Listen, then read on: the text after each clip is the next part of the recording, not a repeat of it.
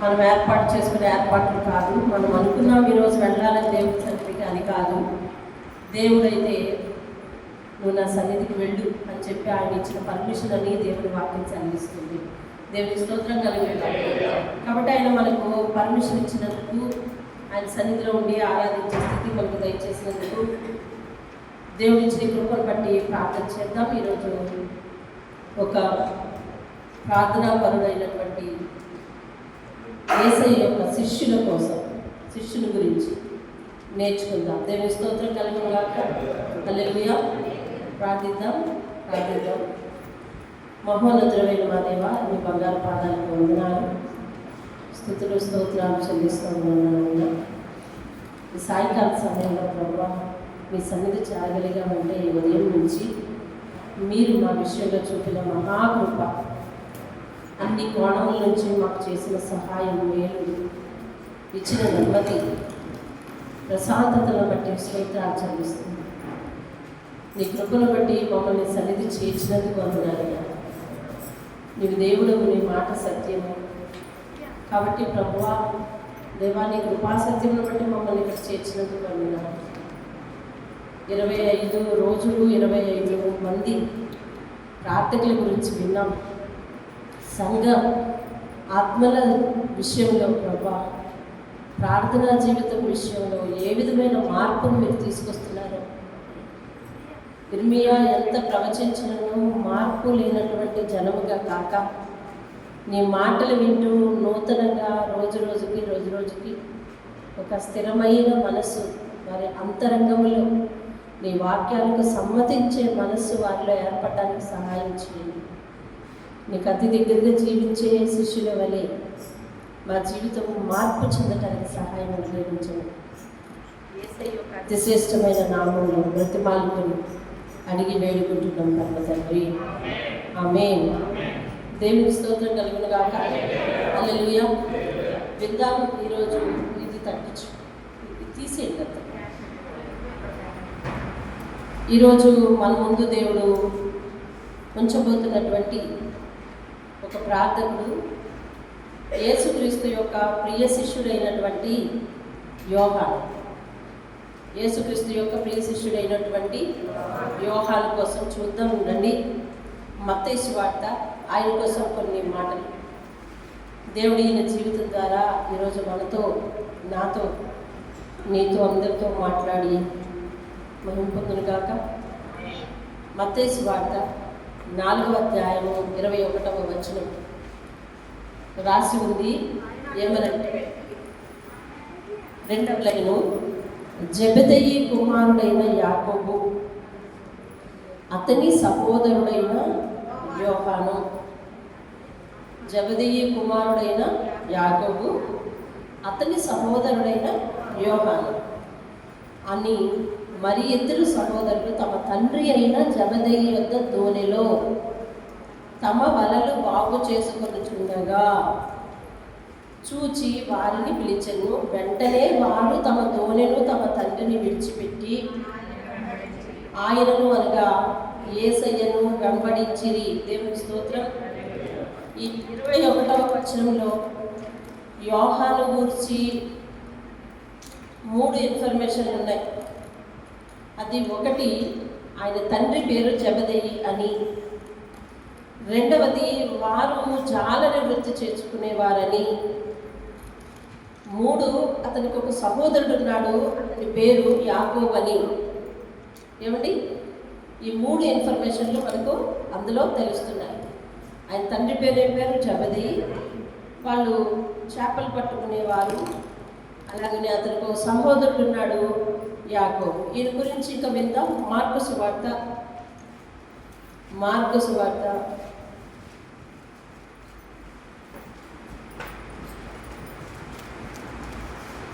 3వ అధ్యాయం 17వ వచనం. 3వ అధ్యాయం 17వ. జెబెదయి కుమారుడకు యాకోబు, అతని సహోదరుడకు యోహాను. వీరిద్దరికి ఆయన అనగా యేసయ్య, ఆయన బోయనెర్గెసు అను పేరు పెట్టి అనగా ఉరిమిడివారు. అంటే వీరికి చురుకుదనం ఎక్కువ, అలాగే కంగారు ఎక్కువ, ఆతృత ఎక్కువ, ఆదుర్ద ఎక్కువ, అన్నిటికీ మించి కోపం ఎక్కువ. ఏమండి, కోపతాపాలు ఎక్కువ. వీళ్ళిద్దరిని ఉరుము చూడండి ఎంత శబ్దంతో ఉరుముతుందో. అలా ఉరిమేవాళ్ళు వీళ్ళు అని చెప్పి, ఉరిమేవాళ్ళు వీళ్ళు అని చెప్పి ఆయన పేరు పెట్టారంట. తర్వాత యోహాను సువార్త, వాళ్ళ కోసం ఇంకొంచెం విషయాలు చూద్దాం. యోహాను సువార్త 13:23, 13:23. యోహాను సువార్త 13:23. 13:23. ఆయన శిష్యులలో వినండి, ఇక్కడ యేసు ప్రేమించిన ఒకడు యేసు రొమ్మున ఆదుకొనుచుండెను. దేవుని వాక్యము అక్కడ సెలవిస్తుంది. ఎలాగూ అంటే 21వ వచనంలో, యేసు ఈ మాటలు పలికిన తర్వాత ఆత్మలో కలవరపడి, మీలో ఒకడు నన్ను అప్పగింపకోచున్నాడు అని చెప్పినప్పుడు ఆయన ఎవరి గురించి ఇలాగ చెప్పాడో అని చెప్పి శిష్యులందరూ ఒకరి వైపు ఒకరు చూసుకున్నారంట. ఆయన శిష్యుల్లో యేసు ప్రేమించిన ఒకడు యేసు రొమ్మున ఆనుకొనుచుండెను కనుక ఎవరిని గూర్చి ఆయన చెప్పానో అది తమకు చెప్పుమని సీమోను పేతురు సైగ చేస్తే, అతడు యేసు రొమ్మున ఆనుకొనుచు, ప్రభువా వాడెవడని ఆయన అడిగాను. అందుకు యేసు, నేను ఒక ముక్క ఉంచి ఇచ్చదను వాడే అని. ఎందుకు ఆ వాక్యంలో యేసు రొమ్మున ఆనుకునే వాళ్ళు ఎవరు అని మనకి తెలియలేదు కదా. యేసు రొమ్మున ఆనుకునేవారు ఎవరు అనే విషయం మనకి తెలియలేదు. చూడండి 19వ అధ్యాయం 26వ వచనం చూడండి. 19వ అధ్యాయం 26వ వచనం. 8 దినములైన తర్వాత ఆయన శిష్యులు మరలా లోపల ఉన్నప్పుడు ఎవరు కాదండి 19వ అధ్యాయం. అదేనండి, యేసు తన తల్లియు అదండి తాను ప్రేమించిన శిష్యుడును దగ్గర నిలుచుండట చూచి, అమ్మా ఇదిగో నీ కుమారుడు అని తల్లితో చెప్పాను. తరువాత ఆ శిష్యుని చూచి, ఇదిగో నీ తల్లి అని చెప్పాను. ఆ గడియ నుండి ఆ శిష్యుడు ఆమెను తన ఇంట చేర్చుకునేను అని, ఆయన చనిపోయే వరకు ఆమెను పోషించాడని యోహాను గురించి చరిత్రలో ఉంది. కాబట్టి ఆయన ప్రేమించిన శిష్యుడు ఎవరు అని అంటే యోహాను అన్నమాట. సాధారణంగా యేసయ్య మరి ఒక శిష్యుడు ప్రేమించాడు అని అంటే ఏం చూసి ప్రేమించుంటాడు, ఏ లక్షణం చూసి ప్రేమించుంటాడు? ఒకటి చూడండి, ఆయన ఎక్కడికి వెళ్ళినా వీళ్ళని ఎంట పెట్టుకుని వెళ్ళడంలో ఉద్దేశం ఏంటో చూద్దాం. ఆయన ఎలా ప్రార్థనాపరుడు అయ్యాడు మన ఉద్దేశంలో అనే విషయం చూద్దాం. చూడండి, మత్తయి సువార్త 17వ అధ్యాయం 1వ వచనం చూద్దాం. ఎందుకంటే ఈయన ఎక్కడెక్కడ ఉన్నాడు, యేసుతో ఎంతకాలం ఉన్నాడు అనే విషయాలు మీకు తెలియడం కోసం. మత్తయి 17:1 ఏమండి, ఒకరు చదువుతున్నప్పుడు మీరు ఒకరు డ్రాప్ అయిపోవాలి. చదువు బాబు. యేసును, పేతురును, యాకోబును, అతని సహోదరుడైన యోహానును వెంట పెట్టుకుని అది ఎత్తైన ఒక కొండ మీదకి ఏకాంతముగా పోయి రూపాంతరం పొందాడు. దేనికి వెళ్ళాడండి? ఆ కొండ మీదకు ప్రార్థన చేయడానికి వెళ్ళాడు. అంటే ఆయన ప్రార్థన చేయడానికి వెళ్ళేటప్పుడు వెనకాతల టీముని తీసుకెళ్లారు. అసలు యేసయ్యకి ఎంతమంది శిష్యులు? 12 మంది శిష్యులు. ఆ 12 మంది శిష్యుల్లో ఇక్కడ సెలెక్టెడ్ పర్సన్స్ కనిపిస్తున్నారు. ఎవరు? అన్నదమ్ములు ఇద్దరును, పేతురు. అంటే ఆయన దృష్టిలో ఆయన ప్రార్థన చేసుకోవడానికి వెళ్ళేటప్పుడు ఎవరిని తీసుకెళ్తారు? సాధారణంగా ప్రార్థన అంటే ఇష్టం ఉన్న వారిని, ప్రార్థన చేసేవారిని, ప్రార్థన సహకరించేవారిని, లేదా ఆయన ప్రార్థన చేసుకుంటుంటే పరిస్థితులను అనుకూలింప చేసేవారిని తీసుకెళ్తాడు. డిస్టర్బ్ చేసేవారిని, ఇష్టం లేని వారిని తీసుకెళ్ళాడు కదా. ఆ లెక్కన ఈయన యేసుని అంటి పెట్టుకుంటూ ఉంటున్నాడు సేవలో. అలాగే ప్రార్థనా పరుడు కూడా. దేవునికి స్తోత్రం కదా. అలాగే చూడండి, ఆయన ఎక్కడ సేవకి వెళ్ళినా ఈడ ముగ్గురినే తీసుకెళ్లే దాఖలాలు కనిపిస్తుంటాయి. మార్కు సువార్త 5వ అధ్యాయం 36-37 వచనంలో అక్కడ ఒక ఆమె చనిపోతుంది. ఆ చనిపోతే ఆమె స్వస్థపరచడానికి తీసుకువెళ్ళాడు. చూడండి ఒకసారి. ఏది చదువుతున్నారు మీరు? మార్కు 5:36. మార్కు 5. భయపడకము, నమ్మిక ఉంచుము. అంటే కొంచెం పైకి చదివితే సరిపోయిండేది. అది కొన్ని 35. ఇంకా మాట్లాడుచుండగా సమాజ మందిరపు అధికారి ఇంట నుండి కొందరు వచ్చి నీ కుమార్తె చనిపోయిందయ్యా, నీవు బాధకు ఎందుకు శ్రమపడుతున్నావు అని అంటే, వారు చెప్పిన మాట లక్ష్య పెట్టకు, నువ్వు భయపడకు, నమ్మికుంచు, కాబట్టి నేను స్వస్థపరుస్తానని చెప్పి ఎవరెవరిని వెంట తీసుకుని వెళ్ళాడంటే చూడండి, పేతురు, యాకోబు సహోదరుడు యోహాను వారిని తప్ప. అంటే అక్కడ ప్రార్థన చేయడానికి తీసుకెళ్ళేటప్పుడు సెలెక్టెడ్ వీరు ముగ్గురే, స్వస్థత కార్యాలకు తీసుకుని వెళ్ళేటప్పుడు, అద్భుత కార్యాలకు తీసుకుని వెళ్ళేటప్పుడు సెలెక్టెడ్ వీరు ముగ్గురే. వీరి ముగ్గురులో యోహాను కనిపిస్తున్నాడు. ముగ్గురు పేర్లలో ఒకరి పేరు యోహాను కనిపిస్తున్నాడు. అంటే ఈయన ప్రార్థనాపరుడు, దేవుని అంటి పెట్టుకుని ఉండే ఒక సేవకుడుగా కనిపిస్తుంది. అలాగే చూడండి మత్తయి సువార్త 26:36 చూద్దాం. మత్తయి సువార్త 26:36 మీరు వాక్యాలు రాసుకుంటే ఇది యోహాను సేవా పరిచర్య. అంతటి యేసు వారితో కూడా గెత్సెమనే అనబడిన చోటికి వచ్చి ప్రార్థన చేసి వచ్చే వరకు మీరు ఇక్కడ కూర్చుండండి అని చెప్పి ఎవరెవరికి చెప్పారు? పేతురు, జబదేయి ఇద్దరు కుమారులు అంటే ఎవరు? యాకోబు, యోహాను.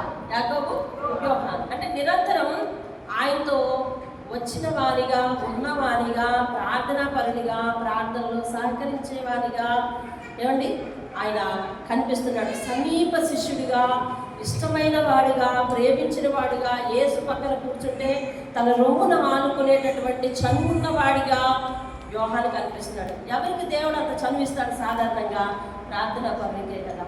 ఆయనలో ప్రధానమైన లక్షణం ఏమి? దేవుడు ఏం చూస్తాడు? ప్రార్థనా జీవితాన్ని చూస్తాడు. అసలు పరిచర్యకు కావాల్సిందే ప్రార్థనా జీవితం. దేవుడితో ఉండడానికి కావాల్సిందే ప్రార్థనా జీవితం. దేవుడిని ఇష్టపడడానికి, దేవుడు మనల్ని ఇష్టపడడానికి కారణమయ్యేదే ప్రార్థనా జీవితం. ఎలాంటి? దేవుడితో ఉండడానికి, దేవుడు మనల్ని ఇష్టపడడానికి, మనం దేవుడిని ఇష్టపడడానికి కారణమయ్యేది ప్రార్థనా జీవితం. కాబట్టి ప్రార్థనా జీవితం లేకుండా ఎవరు దేవుడికి ఇష్టంగా ఉండటం అసాధ్యం. అలాగే దేవుడు మనల్ని ఇష్టపడటం అసాధ్యం. కాబట్టి మనం దేవుడికి దగ్గరగా ఉండాలి, ఉండగలము, ఉంటున్నాము అని అంటే ప్రార్థనా జీవితాన్ని డెవలప్ చేసుకుంటాం. ప్రార్థనా జీవితాన్ని డెవలప్ చేసుకుంటే కనుక మనం దేవుడితో అత్యంత సన్నిహితంగా ఉండగలము. మరియు ఇప్పుడున్న మన కాలంలో దేవుడు ఏదైనా సేవా పని అప్పచెప్పాలి అని అంటే అది ఎవరికి అప్పచెప్తారంటే, మీలో ప్రార్థనా జీవితం చూస్తే నీకు అప్పచెప్తారు దేవుడిస్తుంది. అది పరిచర్య అయినా, పరిచర్యలో సహకారమైన దేవుడు మీలో ప్రార్థనా జీవితం చూస్తే కనుక దేవుడు ఆ సేవా జీవితాన్ని నీకు అప్పగిస్తాడు. యోహానికి అలాగే అప్పగించాడు.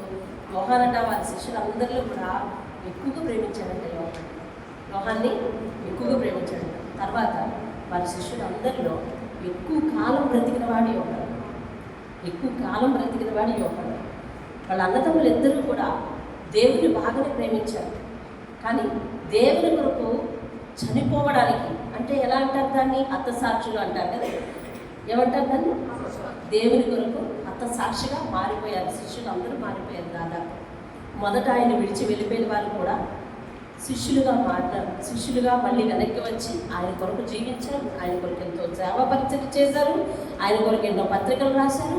మరి ఆయన కోసం ప్రాణం పెట్టారు. ఆయన ఎప్పుడైతే మన కోసం ప్రాణం పెట్టాడన్న విషయం వారు గ్రహించారో, తిరిగి లేచాడే తన దేవుడిని గ్రహించారో, దేవుడు పరలోకం విడిచి మనతో ఇప్పటి వరకు జీవించాడని గ్రహించారో, ఆ సత్యం సత్యమే, సత్యం కొరకు మేము చచ్చిపోతామని చెప్పి వాళ్ళందరూ చనిపోవడానికైనా ఇష్టపడ్డారండి. దేవుడికి స్తోత్రం కలుగును. మొదట్లో ఆయన కూడా ఒక మనిషి, మాకు భయం వేస్తుంది కాబట్టి మేము ఆయన వెంబడించలేము అని చెప్పి, ఆయన ఎవరో మాకు తెలియదని అబద్ధమాడి వెనక్కి వెళ్ళిపోయిన వాళ్ళతో సహితము కూడా మరి ముందుకొచ్చి దేవుని కొరకు జీవించి దేవునితో పాటు ఉన్నారు, దేవుని కొరకు చనిపోయారు. అలాగా శిష్యులందరూ కూడా హతసాక్షులు అయ్యారు. అలా హతసాక్షులు అయిన వారిలో మొట్టమొదట హతసాక్షుడు ఎవరంటే వీళ్ళ అన్నయ్య అయిన యాకోబు. ఎవరండి? వీళ్ళ అన్నయ్య అయిన యాకోబు మొట్టమొదట హతసాక్షిగా మారాడు. కానీ యోహాను మాత్రం హతసాక్షిగా అవ్వలేదు. దేవుని కొరకు జీవించాడు. 100 సంవత్సరములు బ్రతికాడు. చక్కగా నిండు ఆయుష్తో ఉన్నాడు, చక్కగా నెమ్మది కలిగి చనిపోయాడు. కానీ యేసుక్రీస్తు కొరకు బహుగా శ్రమలు పొందిన వాడు మాత్రం యోహాను అన్నమాట. చూడండి, దేవుడు ఆయనకు ఎక్కువ ఆయుష్ కూడా ఇచ్చాడండి. ఎలా ఇచ్చాడో చూద్దాము తర్వాత. మరి వాళ్ళకి ఈ యోహానికి చాలా కోపం ఎక్కువ. ఆ కోపం ఎక్కువైన సందర్భం ఏంటో చూద్దాము. చూడండి మెల్లగా లూకాసు వార్త 9వ అధ్యాయము. లూకాసు వార్త 9వ అధ్యాయం. ఆయన కోపం చూడండి. లూకాసు వార్త 9వ అధ్యాయం నేను చదువుతున్నాను, వినండి.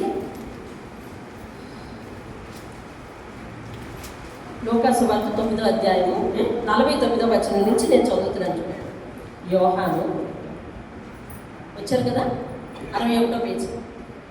యోహాను 49వ వచనం. యోహాను, ఏలినవాడా, దేవుడు పిలుస్తున్నాడు, ఏలినవాడా, ఎవడో ఒకడు నీ పేరట, అంటే నీ పేరు చెప్పి దయ్యాలను వెళ్ళగొట్టేస్తున్నాడు. అది మేము చూసాం. దారిలో జరిగిన సంగతి చెప్తున్నాడండి. యేసునామంలో దయ్యాలు వెడలిపోవులుగా, కానీ ఎవరో యేసునామాన్ని ఉచ్చరించి దయ్యాన్ని వెళ్ళగొట్టాడంట. కానీ ఈ శిష్యుడు కాదు. యోహానికి కోపం వచ్చేసి యేసుతో కంప్లైంట్ చేస్తున్నాడు. ఎవరంటే, ఏలినవాడా, ఎవడో ఒకడు, ఆ పేరు మాకు తెలియలేదు అని మేము ఎప్పుడు చూడలేదు.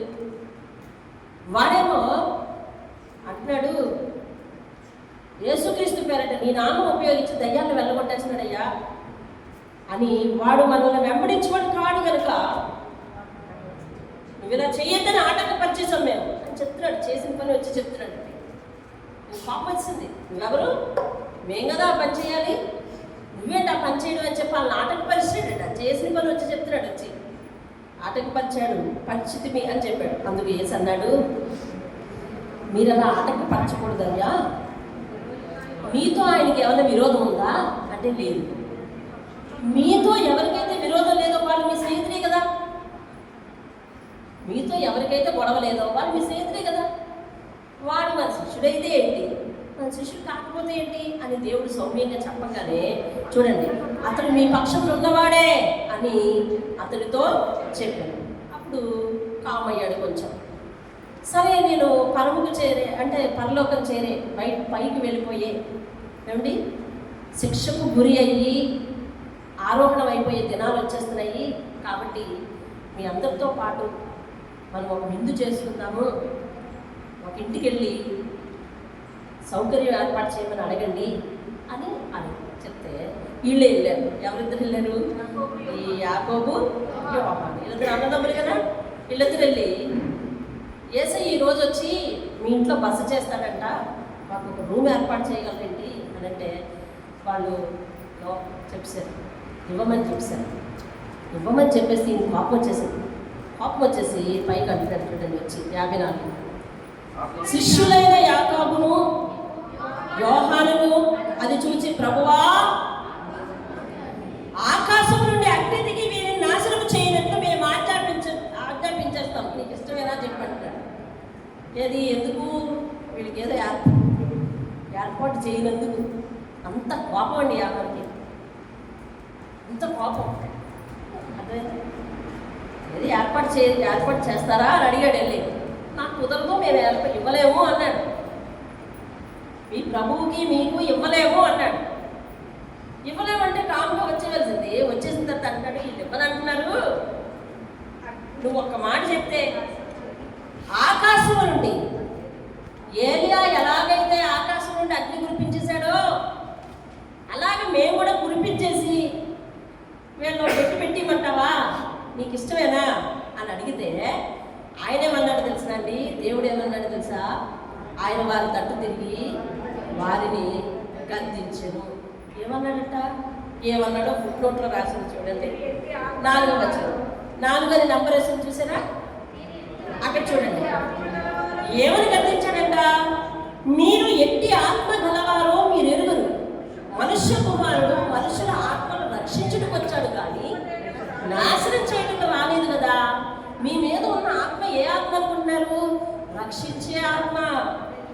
మీరు ఇతరులను రక్షించాలే తప్ప మీకున్న శక్తి చేత ఇతరులను నాశనం చేయకూడదు అని చెప్తున్నాడు దేవుడు. దేవుని స్తోత్రం. యేసయ్య చెప్పిన ఎక్స్ప్లెనేషన్ బాగుంది కదండి.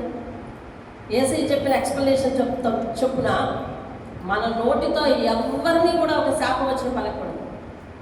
అంటే ఎలాగా శాపవచనం అలాగే అంటే ఎలాగా? నువ్వు అగ్గైపోను ముగ్గైపోను ఇవి శాపవచనాలని మీరు అనుకుంటున్నారు. కానీ నేను ఒక సింపుల్గా తియ్యగా ఉండే ఒక శాపవచనం చెప్తా. నాకు వచ్చిన బాధ నీకు ఏనాటికైనా అర్థం కాకపోతా? అయిపోయింది శపించడం అయిపోయింది. నాకు వచ్చిన బాధ నీకు ఏనాటికైనా అర్థం కాకపోతా? అయిపోయింది. చెట్లేదు, తుమ్మలేదు, ఏమి చేయలేదు. ఏమన్నాను? నా బాధ నీకు వచ్చిన కాక. అంతే కదా దాని అర్థం. కనిపిస్తే ఏంటి దాని అర్థం ఏంటి? నా బాధ, నాకు వచ్చిన బాధ నీకు ఎప్పటికైనా అర్థం కాకపోతా. ఎంత నీట్గా ఉందో చూడండి. ఎలాంటి శాపవచనాలు కావాలనుకుంటాం మనం, కానీ అది కూడా మనం పలుకుంటాం. అందుకనే లోకం ఒక మాట ఉపయోగిస్తుంది. ఏంటో తెలుసా? ఆ గోళ్ళకైనా ఇలాంటివి రాకూడదండి అంటుందా లేదా? అంటే అర్థం ఏంటి? మన శత్రువులకు కూడా కష్టాలు రాకూడదని కోరుకోవడమే కదా. మరి క్రైస్తవులుగా ఒక ప్రేమ వాక్యము, ప్రేమించే దేవుని వాక్యం వింటున్న మనము ఇతరుల కోసం, మన మాట వినని వారి కోసం, ఇప్పుడు యోహానికి వాళ్ళ మాట వినలేదు, అందరూ కోపం వచ్చింది. చూసినా ఎంత కోపం! ఎందుకు ఈ కోపం కోసం ఎంతగా వివరించవలసిన పరిస్థితి వస్తుంది? ఈరోజు మన థీమ్ ఏంటి? ఆయన ప్రార్థన పరుడు కదా. కానీ ఆయన కోపం కోసం వీళ్ళు చెప్పుకోవాల్సిన అవసరం ఏముంది? వినండి.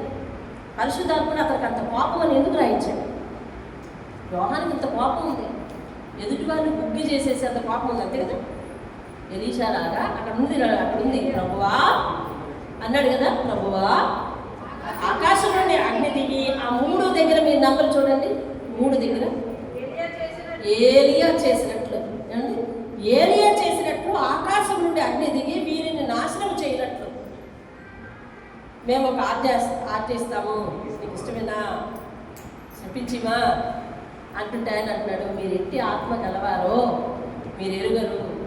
మనుష్య కుమారుని ఆత్మలను నశింప చేయుటకు కాదు, రక్షించుటకే అని వివరించిన తర్వాత మీరు దేవుని మాట విని వారిని వారు అదుపులో పెట్టుకుని కంట్రోల్ చేసుకునే వారండి మీరు. అందుకని దేవుని మాట చొప్పున చేయడానికి అంత ఇష్టపడినవారు. ఈయనకి ఇంత కోపం ఉంది. ఈయన ఇంత కోపము చివరి దినాల్లో ఏమైందో మీకు చూపిస్తాను, వినండి. చివరి దినాల్లో ఏమైంది అంటే, యోహాను రాసిన మొదటి పత్రిక ఈయనే రాశారు. ఎవరు రాశారు? ఈ యోహాను. బైబిల్లో ప్రాచుర్యం పొందిన 2 యోహాన్లు ఉన్నారు. మొదటి యోహాను ఎవరు? బాప్తిస్మం ఇచ్చే యోహాను. బాప్తిస్మం ఇచ్చే యోహాను కేవలం బోధకుడు, సువార్తికుడు మాత్రమే, కానీ అతడు ఏ సువార్తలు రాయలేదు, అతడు ఏ పత్రికలు రాయలేదు. బాప్తిస్మం ఇచ్చే యోహాను యేసుక్రీస్తు కంటే ముందుగా లోకంలోనికి వెళ్ళటానికి, రక్షకుడు భూమి మీదకు వస్తున్నాడని ప్రకటించడానికి మాత్రమే దేవుడు మరియా గర్భము దాల్చక ముందే ఎలిజబెత్కు గర్భం ఇచ్చి యోహాను అందులో గర్భంలో పెట్టాడు. దేవుని స్తోత్రం. జకర్యా అనే అతనికి, ఎలిజబెత్ అనే ఆమెకు యోహాను జన్మించాడు. మరియా గర్భవతి అయ్యి, ఒక కన్యక గర్భవతి అయ్యి నిందలు భరిస్తున్న సమయంలో మరియా తలదాచుకోవటానికో లేదా ఈ యొక్క వాతావరణం మారితే కొంచెం ఏమైనా బాగుంటుందని అనుకునో ఎలిజబెత్ ఇంటికి వెళ్ళింది. ఇంటికి వెళ్ళగానే ఈమె గర్భంలో శిశువుని చూసి, ఆమె గర్భంలో శిశువు లేచి గెంతులేశాడంట. గెంతులేస్తున్నాడు నా శిశువు అని చెప్పి ఎలిజబెత్ ప్రవచనం పలుకుతుంది. ఏమనంటే, ధన్యురాలు అమ్మ స్త్రీలలో నువ్వు రక్షకుడిని గర్భము దాల్చావు నువ్వు అని. మరి ఆ అధ్యాయం అంతా లూకాసు వార్తలో ఉంటుంది, మనం చదవచ్చు. అయితే ఇప్పుడు మన అసలు పాయింట్ ఏంటంటే, యోహాను 2 ఉన్నారు, మనం కన్ఫ్యూజ్ అవ్వకూడదు. బాప్తిస్మం ఇచ్చే యోహాను అతడు. ఆ తర్వాత గర్భం దాల్చిన తర్వాత దేవుడు పెట్టమన్న పేరు యోహాను అని అతను పెట్టారు. మరియా వాళ్ళ ఇంట్లో 3 నెలలు ఉంది.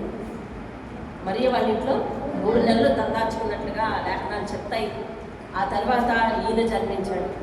ఆ తర్వాత ఆయన పెద్దోడు కాబట్టి ఆయన దగ్గర ఈయన బాప్తిసం తీసుకోవడానికి దేవుడు ఏర్పాటు చేశాడు. దేవుని స్తోత్రం. ఆయన కేవలం బోధకుడు మాత్రమే. అప్పుడున్న నిరంకుశ చక్రవర్తి హేరోదును నీ బిహేవియర్ బాగాలేదు, నీ ప్రవర్తన బాగాలేదు, నువ్వు వ్యభిచరిస్తున్నావు, వివాహము కాక వివాహేతర సంబంధాన్ని పెట్టుకుంటున్నావు అని ప్రశ్నించినందుకు ఆ వివాహేతర సంబంధమైన ఆవిడ ఎవరైతే ఉందో ఆవిడ యోహాను మీద కక్ష కట్టింది. కక్ష కట్టిన కారణంగా ఈయన జైల్లో బంధింపబడి ఉన్నాడు. సువార్త కారణంగా జైల్లో బంధింపబడి ఉన్నాడు. అప్పుడు ఈవిడ వాళ్ళ వ్యవహార జీవితాన్ని, వాళ్ళ అసాంఘిక వ్యవహార జీవితాన్ని ప్రశ్నించినందుకు ఆమె కోపగించుకుంది. ఆమెకి ఎలాగో ఒక కూతురు ఉంది. ఆ కూతురు మంచి నాట్యం చేసే ఆవిడ మంచిగా హేరోదు పుట్టినరోజుకి నాట్యం చేస్తే, అమ్మ ఏం కోరుకోను అని అంటే, ఆ యోహాను నన్ను, నా జీవితాన్ని వెటకరించాడు, నన్ను ప్రశ్నించాడు, నా జీవితాన్ని ప్రశ్నించాడు కాబట్టి వాడి తల తెచ్చివ్వమని అడిగితే ఆ మహాతల్లి యొక్క కోరిక మేరకు యోహాను శిరఛేదనం చేయబడ్డాడు. అతడు బాప్తిస్మిచ్చి యోహాను. అతడు ఏ పత్రికలు రాయలేదు, ఏ సువార్త రాయలేదు. ఇతడు శిష్యుడు యోహాను. ఈయన యేసుక్రీస్తు బాప్తిసం తీసుకున్న తర్వాత మరి ఒక్కొక్కరిని శిష్యుడిగా ఏర్పాటు చేసుకుంటున్నప్పుడు శిష్యుడు యోహాను. ఆ బాప్తిసం ఇచ్చే యోహాను ఎట్టి పరిస్థితుల్లో శిష్యుడయ్యే అవకాశం లేదు, ఎందుకంటే ఈయనగంట ఆయన పెద్దవాడు, రైట్. అయితే ఈ యోహాను సువార్త రాశాడు. యోహాను సువార్త ఈయన రాసిందే, శిష్యుడు యోహాను రాసిందే. పత్రికలు 3, యోహాను మొదటి పత్రిక, 2వ పత్రిక, 3వ పత్రిక యోహాను రాసిందే. ప్రకటన గ్రంథం కూడా ఈయన రాసిందే. మొత్తం ఈయన రచనలు 5 పరిశుద్ధాత్మ ప్రేరేపణ ద్వారా రచనలు 4, ముఖ్యంగా 4 చెప్పాలి. పరిశుద్ధాత్మ ప్రేరేపణ ద్వారా 4. 5వది విభిన్నమైనది. ఏంటంటే దేవుడే ఏకంగా దర్శించి ఆయనకు పరలోక దర్శనాలన్నీ చూపించింది. ఇది ప్రేరేపణ కాదు, ప్రత్యక్షంగా చూసి రాసింది అన్నమాట. అర్థమవుతుందండి? ఈ యోహాను ఇప్పుడు ఇతనికి కోపం ఎక్కువ అని చెప్పుకున్న కారణం, అంత ఎక్కువ కోపం ఎదుటి వాళ్ళని ఏదన్నా కాదంటే మన కోరిక అవునన్నా అనకపోతే, మనకు అనుకూలంగా అవతల వాళ్ళు మాట్లాడకపోతే వెంటనే ముక్కులోనికి కోపం తెచ్చేసుకుని అవతల వాళ్ళని శపించేద్దామన్నంత ఆ గుణము చివరికి ఎలా అయిపోయింది తెలుసా? యోహాను రాసిన మొదటి పత్రిక అంతా కూడా ప్రేమ గురించే. ఆయన ఒకటే రాశాడు, ఒక మాట రాశాడు. యేసు ఏమని గద్దించాడు? నీ మీద ఉన్న ఆత్మ ఏ ఆత్మ? రక్షించే ఆత్మ. యోహాను ఏమని ప్రశ్నించాడండి దేవుడు? నీ మీద ఉన్న ఆత్మ ఏ ఆత్మ? మనుషులను రక్షించే ఆత్మ. అసలు నీ మీద ఏ ఆత్మ ఉందో నీకు తెలుసా? తెలియదు అంటున్నాడు కదా. మీరు ఎట్టి ఆత్మ గలవారో మీరు ఎరుగరు.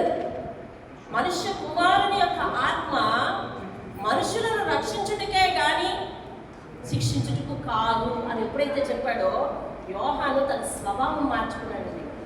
మార్చుకొని కడవరి కాలంలో, అంటే ఆయన చివరి దినాల్లో మాట రాసేది ఏంటి తెలుసా?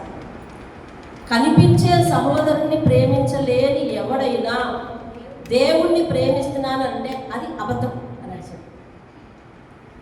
అంటే ఎంతగా ప్రేమ తెచ్చుకున్నాడు చూడండి, ఎంతగా. ఒకసారి ఒకరి పత్రిక రండి, యోహాను రాసిన మొదటి పత్రిక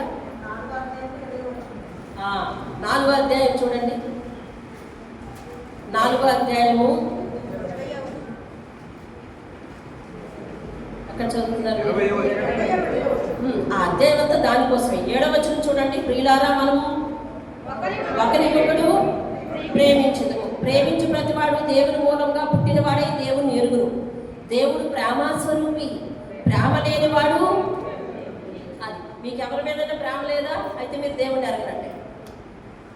చూడండి బైబిల్ ఎలా కన్క్లూషన్ చేసేస్తుందో. బైబిల్ ఎలా కన్క్లూషన్ చేసేస్తుంటే మనం పరిపూర్ణమని ఎలా చెప్పగలం? చూసారా? బైబిల్ ఇలా తేల్చి చెప్పేస్తుంటే బైబిల్ వాక్యం ముందు మనం ఎవరైనా వాదన ఆడగలమా? అందుకనే దేవుడు సంఘంతో ఒకసారి మాట్లాడాడు. ఆయన న్యాయపీఠం ఎదుట నిలబడిన తర్వాత వాదనలు లేవంట, వాక్యమే ఉందంట. ఇక్కడ వాక్యం ఉన్న తర్వాత ఇంక వాదనే వాడతాం.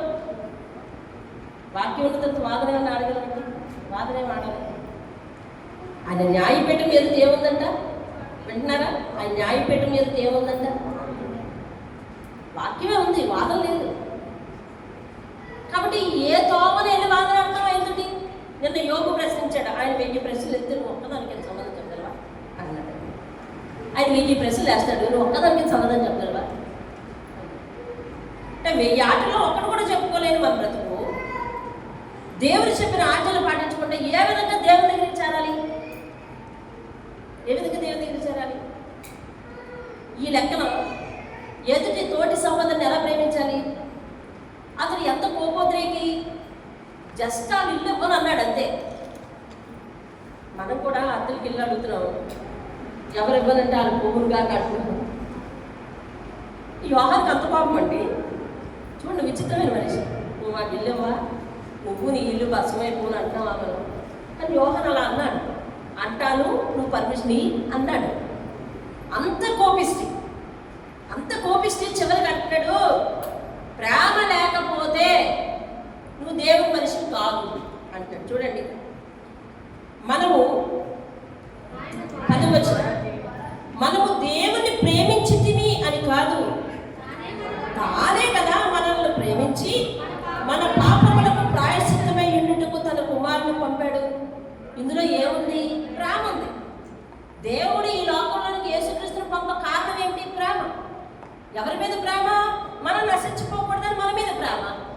మరి మన మీద దేవునికి పరలోకం విడిచిపెట్టి తన కుమారుని బలికి పంపించగల ప్రేమ ఉంటే మనం ఎదుటి వారిని క్షమించగల ప్రేమ మనకు ఉండాలి కదా అని ప్రశ్నిస్తున్నాడు. అది చూడండి 16 వచనం, మన ఎడల దేవునికి ఉన్న ప్రేమను మనం ఎరిగిన వారమై దానిని నమ్ముకొనుచున్నాము. దేవుడు ప్రేమ స్వరూపుయై ఉన్నాడు. ప్రేమ యందు నిలిచి ఉన్నవాడు దేవుని యందు నిలిచి ఉన్నాడు, దేవుడు వారి యందు నిలిచి ఉన్నాడు. తీర్పు దినమందు మనకు ధైర్యము కలుగునట్లు దీనివల్ల ప్రేమ మనలో పరిపూర్ణము చేయబడి ఉన్నది. దేవుని స్తోత్రం. మనలో ఎదుటి వారి మీద ప్రేమ లేకపోతే మనం పరిపూర్ణ విశ్వాసులు కాదంట. ఈ పరిపూర్ణత దేనికి? తీర్పు దినములో మనం ధైర్యంగా నిలబడ్డానికంట. నిన్న యోగు గురించి మాట్లాడుతున్నాం. యోగు తీర్పు దినంలో లెక్క చెప్పడానికి ఎలా వెళ్తానన్నాడండి? రాజులాగా వెళ్తానన్నాడు. తీర్పు దినంలో దేవుడికి లెక్క చెప్పడానికి రాజులా వెళ్తానన్నాడు. మరి మనం ఈ లోకంలో ఉంటుండగా ఇతరులను క్షమించలేని వారము, ఇతరులను ఉపేక్షించే సమాధానం పడలేని వారము అయితే మన భక్తిలో పరిపూర్ణత రాదు. ఇది వాక్యం చెప్తుందా నేను చెప్తున్నానో మీరు వినండి. వాక్యం చెప్తుంది, పరిపూర్ణత రాదు. పరిపూర్ణత లేకపోతే తీర్పు దగ్గరికి ధైర్యంగా వెళ్ళలేమంట. మనకు ధైర్యం కలుగునట్లు కదా. అయితే ఇప్పుడు వెళ్ళి మనం ఏం చేయాలి? ఎవరితో గొడవ పెట్టుకున్నా వాళ్ళతో సమాధానం పడాలి. చేయగలం అలాగా? చేయాలి. దేవుని వాక్యం ఏం చెప్తుంది తెలుసా? యోహాన్ అంట వాళ్ళని తగలబెట్టేద్దురా అని అడిగితే, తగలబెట్టగయ్యా, నీ మీద ఉన్న ఆత్మ అలాంటి ఆత్మ కాదు, తగలబెట్టే ఆత్మ కాదు, వారి కోసం, వారిని రక్షించడం కోసం ప్రార్థించే ఆత్మ, ప్రేమించే ఆత్మ అని యేసు చెప్పగానే యోహాన్ ఏమయ్యాడు? తగలయ్యాడు. ఏమయ్యాడండి? మార్పు చెందాడు. మీకు విషయం తెలుసా? శిష్యులందరిలో ప్రియమైన శిష్యుడు, ప్రేమించిన శిష్యుడు అని రాయబడ్డానికి గల కారణం ఏంటో తెలుసా? అతను చెప్పిన మాట టక్కన వింటాడండి. యేసు చెప్పిన మాట టక్కన వింటాడు, వెంటనే వింటాడు, వెంటనే మనసు మార్చుకుంటాడు. మీకు విషయం తెలుసా? శిష్యులందరూ కూడా యేసుతో కలిసి సంచరించారు. యోహాను కలిసి సంచరించాడు. ఆరోహణం అయిపోయేటప్పుడు, యేసుక్రీస్తు చనిపోయి 3వ దినమున లేచినప్పుడు ఆరోహణం అయిపోయేటప్పుడు కూడా శిష్యులందరూ ఆయన చూశారు. యోహాను కూడా చూశాడు. శిష్యులందరూ ఆయన కోసం బ్రతికారు. యోహాను కూడా బ్రతికాడు. శిష్యులందరూ ఆయన కోసము హతసాక్షులు అయిపోయారు. యోహాను అయితే యేసుక్రీస్తు కొరకు అనేక శిక్షలు భరించాడు. పద్మాసు ద్వీపానికి డొమిషియన్ చక్రవర్తి ఉండేటప్పుడు పద్మాసు ద్వీపానికి ఆయన పంపించారు. పద్మాసు ద్వీపం అంటే అసలు రాకపోకలు ఉండవు ఎవరికి.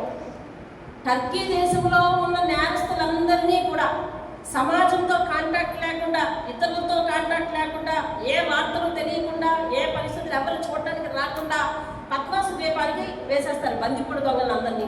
ఆ బందిపోడు దొంగలను ఒకరిగా చేశారు. ఇవన్నీ చేసి ఆ పద్మాసు ద్వీపంలో పడేస్తే ఆ పద్మాసు ద్వీపంలో కూడా గుహలాగా ఉందంటే, చిన్న గుహలాగా. ఆ గుహలో పడేశారు ఈయన్ని. ఆ గుహకి 3 రంధ్రాలు ఉన్నాయంట. ఎన్ని రంధ్రాలండి? 3 రంధ్రాలు. అందులో ఒక రంధ్రం పెద్దది, కొంచెం పెద్దది.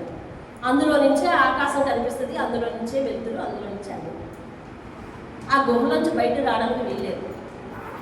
నిజానికి ఒక రకంగా ఒక ఆయన చెప్తాడు, వినడానికి కూడా చాలా ఆందోళన వచ్చేస్తుందండి. దాదాపు బయటకు రాకుండా అన్ని కాలకృత్యాలు అక్కడే అన్నట్టు చెప్తారు. అలాంటి పరిస్థితిలో వెలుగును చూడలేక ఆ కన్నాల్లో నుంచి వచ్చిన ఆ వెలుతురిని ఆధారం చేసుకుని వెలుతురు వచ్చిన ప్రతి సందర్భంలోనూ, చీకటిగా ఉన్న ప్రతి సందర్భంలోనూ ఆయన విపరీతమైన ప్రార్థన చేశాడు. దేవునికి విపరీతమైన ప్రార్థన చేశాడు. ఏ రంధ్రం అయితే ఆయన గుహకు వెలుతురిచ్చేదిగా ఉందో ఆ రంధ్రమే పరలోక దర్శనాన్ని చూడడానికి పెద్ద ద్వారం అయిపోయిందండి. దేవుని స్తోత్రం.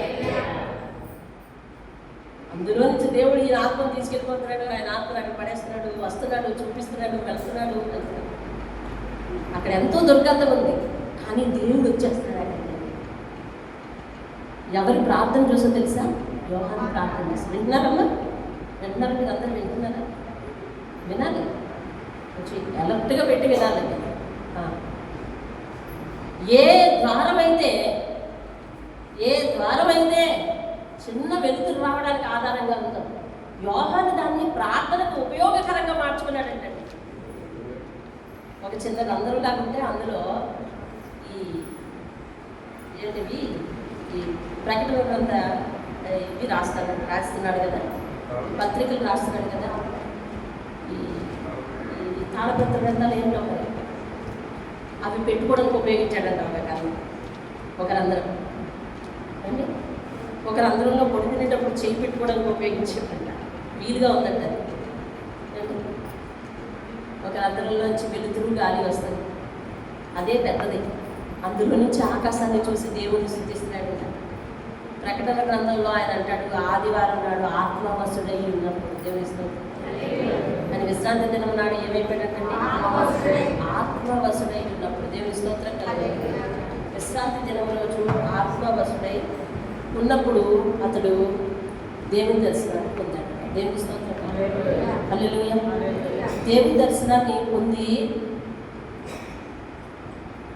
దేవుని స్వారూప్యాన్ని అంతటి స్పష్టంగా వివరించడండి.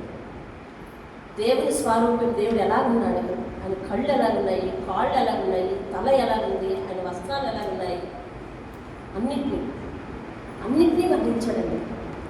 ఆయన దర్శనం ఎప్పుడైతే ఈయనకు నిండారుగా కలిగిందో ఆ దర్శనాన్ని, ఆ వెలుతురును చూడలేక యోహాను కాళ్ళ దగ్గర చచ్చిన వారి వల్లే పడిపోయాడంటే. ప్రకటన గ్రంథం 1వ అధ్యాయం 17వ వచనం. ప్రకటన గ్రంథం 1వ అధ్యాయం వినాలి. చిన్నలు పెద్దలు అందరూ కూడా వాక్యం వినాలి. మీరు దేవుని మందిరానికి వచ్చి నీ గంటన్నర వాక్యం వినకపోతే వ్యర్థం కదండి.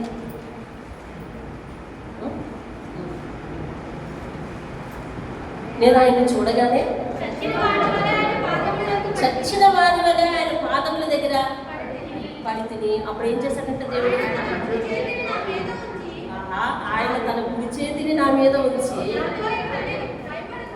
దేవుని యొక్క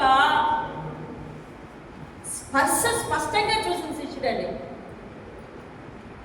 పరలోకంలో ఉన్న దేవుని యొక్క స్పర్శను స్పష్టంగా తాకిన, చూసిన, చవి చూసిన, రుచి చూసిన శిష్యుడండి. దేవునికి స్తోత్రం. గొప్ప సంగతి.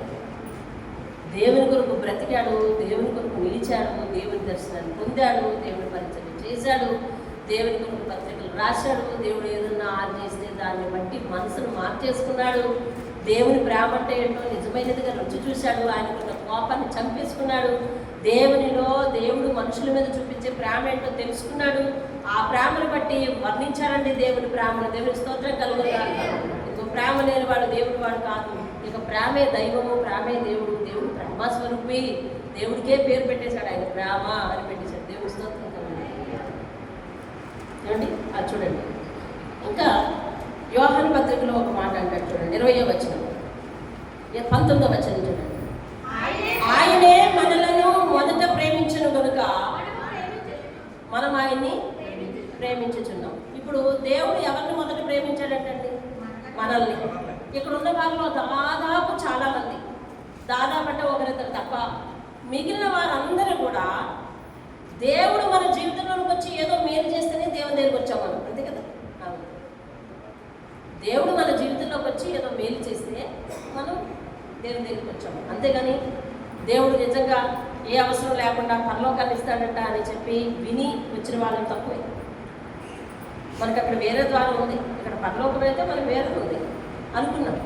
కానీ మన జీవితంలో ఏదో ఒక ఘట్టంలో దేవుడి మీద ఆధారపడ్డాం. దేవుడు ఆ ఘట్టంలో నుంచి ఎవరు రక్షించలేదు, దేవుడు రక్షించాడు, యేసయ్య రక్షించాడు కాబట్టి యేసు దగ్గరికి వచ్చాడు. అంటే మనం స్వస్థతను ఆశించి, లాభాన్ని ఆశించి, ఆశీర్వాదాన్ని ఆశించి, ఏదో ఒక కార్యాన్ని ఆశించి, మేలుని ఆశించి వచ్చిన వాళ్ళం. ఆ జీవితం మారుతుంది, ఆ బ్రతుకు మారుతుంది, ఆ పరిస్థితి మారుతుంది, ఆ స్థితి మారుతుంది, ఆ యొక్క మనిషి మారుతాడు, మనసు మారుతుంది, ఏమంటే ఈ కార్యం జరుగుతుంది అని అనుకుని లాభం ఆశించి వచ్చిన వాళ్ళం. అయితే ఇప్పుడు దేవుడు మనల్ని మొదట ప్రేమించాడట, కాబట్టి మనం ఏం చేస్తున్నామంటే దేవుణ్ణి ప్రేమించాలి. అంటే ఇప్పుడు దేవుణ్ణి ప్రేమిస్తే మనిషి సరిపోద్దా? మనిషి దేవుణ్ణి ప్రేమించాడు, మనిషిని దేవుడు ప్రేమించాడు కాబట్టి దేవుణ్ణి ఒక్కనే మనం ప్రేమిస్తే సరిపోద్దా? వెంటనే క్లారిటీ ఇస్తున్నాడు చూడండి, 20వ వచనం. ఎవడైనాను నేను దేవుణ్ణి ప్రేమించుచున్నానని చెప్పి తన సహోదరుని ద్వేషించిన ఎడల అతడు అదుగు. ఎంత పేరు పెట్టాడు చూడండి, ఎవరంట? అబద్ధికుడు అగును. 2వ అధ్యాయం 22వ వచనం చదవండి, అందులోనే 2:22.